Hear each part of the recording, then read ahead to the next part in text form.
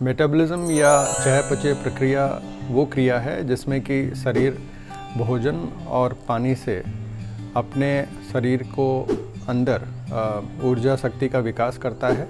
खाने को डाइजेस्ट करने के बाद उसमें से जो ऊर्जा निकलती है उसको हम उस प्रक्रिया को हम मेटाबॉलिज्म बोल सकते हैं। मेटाबॉलिज्म बढ़ाने के लिए आयुर्वेद में, योग में और प्राकृतिक चिकित्सा में बहुत सारी इफ़ेक्टिव मेथड्स हैं और हम उन मेथड्स को डे टू डे लाइफस्टाइल में यूज़ करके बहुत अच्छी रिजल्ट्स पाते हैं। तो एक्सपीरियंस के हिसाब से ये देखा गया है कि अगर हम भोजन को समयबद्ध तरीके से लें तो उससे शरीर की अपनी एक प्राकृतिक जो शक्ति होती है वो मेटाबॉलिज्म को बढ़ाने में हेल्प करती है।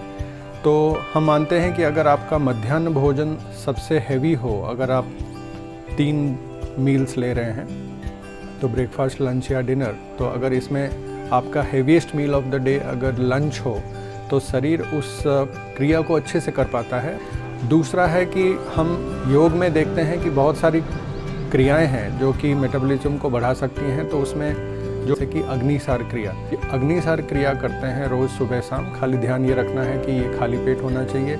और जिनको हाई ब्लड प्रेशर है, जिनको हर्निया है, जिनको बहुत क्रॉनिक एसिड पेप्टिक डिसऑर्डर है या फिर जिनको सीवियर माइग्रेन है या जिनका अभी रिसेंट सर्जरी हुआ है, उनको नहीं करना चाहिए। बाकी अग्निसार क्रिया बहुत इफ़ेक्टिव है हमारे मेटाबॉलिज्म को बढ़ाने के लिए। दूसरा, अगर आसन में हम देखेंगे तो पश्चिमोत्तासन बहुत ही ज़्यादा इफ़ेक्टिव है और उसके साथ में अगर वज्रासन को जोड़ दिया जाए तो वो भी बहुत अच्छा काम करता है। तीसरा, मुद्रा चिकित्सा बहुत इफ़ेक्टिव है। खास करके इसमें एक मुद्रा होती है जिसको हम लोग बोलते हैं सूर्य मुद्रा या अग्नि मुद्रा।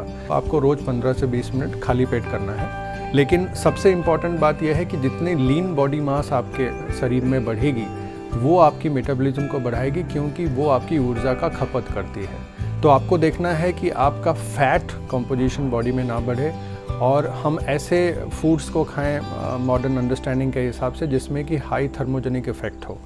तो सबसे ज़्यादा देखा गया है कि प्रोटीन रिच फूड जो होता है वो मेटाबॉलिज्म को बढ़ाता है। तो आपको ये देखना है वेजिटेरियन सोर्सेस में हाई प्रोटीन रिच फूड कौन से हैं। वैसे रिसर्च ये बोलता है कि 2 चीज़ें तो बहुत अच्छी से देखी गई हैं जिनमें कि काफ़ी अच्छा रिज़ल्ट आया है मेटाबॉलिज्म बढ़ाने के लिए। तो वो है एक ड्रमस्टिक और दूसरा है कैबेज। लेकिन जब तक बॉडी फुल्ली रेस्टेड नहीं होगा तो कॉर्टिज़ोल लेवल्स मैनेज नहीं होंगे और अगर कॉर्टिज़ोल लेवल्स मैनेज नहीं होते हैं तो बॉडी की जो नेचुरल एक सकारात्मक शक्ति है वो सही तरीके से मेटाबॉलिज्म को नहीं बढ़ा पाएगी। तो रेस्ट एंड रिजुविनेशन के लिए और पैरासिम्पैथेटिक नर्वस सिस्टम को स्टिमुलेट करने के लिए 6 to 8 hours of deep sleep बहुत ज़रूरी है। लेकिन last but not the least, मुझे लगता है जो सबसे इम्पॉर्टेंट चीज़ है जो मेटाबॉलिज्म को बढ़ाती है वो है आपकी डेली एक्टिविटीज़। क्योंकि आजकल बोला जाता है सिटिंग इज़ न्यू स्मोकिंग। तो अगर आप इस तरीके से दिन भर सीडेंट्री लाइफस्टाइल जियोगे तो उससे मेटाबॉलिज्म नोज डाइव होगा। तो ज़रूरी है कि आप कुछ ना कुछ एक्टिविटीज़ करते रहें, अपने आप को बिज़ी रखें। और एक नया कॉन्सेप्ट है जिसको हम बोलते हैं नॉन एक्सरसाइज एक्टिविटी थर्मोजेनेसिस, यानी कि नीट। तो नीट को भी आपको अपने ध्यान में रखना है। एक्टिविटीज़ आपकी बढ़ें डे टू डे लाइफ में। नेचुरोपैथी में जो बहुत अच्छे थेरेपीज़ हैं वो हाइड्रोथेरेपी से आते हैं। तो इसमें कोल्ड हिप बाथ बहुत इफ़ेक्टिव है फॉर इम्प्रूविंग द मेटाबॉलिज्म।